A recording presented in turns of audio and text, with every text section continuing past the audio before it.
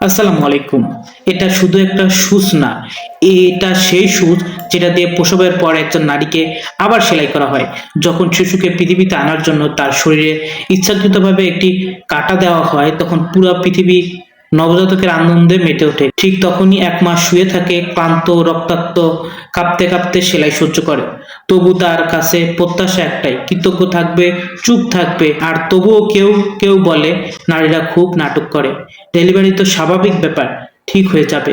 স্বাভাবিক মানেই ব্যথাহীন না, স্বাভাবিক মানেই কোমল না, স্বাভাবিক মানেই একজন নারী নীরবে কষ্ট সহ্য করবে এমন নয়। তাই যখন কোনো নারী দুর্বল লাগে, অল্পতেই আবেগী হয়ে পড়ে, শরীর জুড়ে ব্যথা নিয়ে চুপচাপ দূরে সরে থাকে, এই সুষ্টার কথা মনে করো, ওই কাটার কথা মনে করো।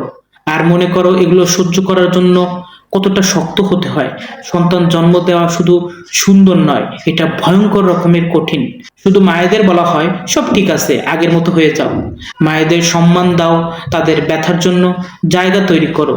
আর কখনোই তাদের আগের মতো হতে বলো না, কারণ তারা আর আগের মানুষটা থাকে না। তাকে মেন্টালি সাপোর্ট দাও। ধন্যবাদ।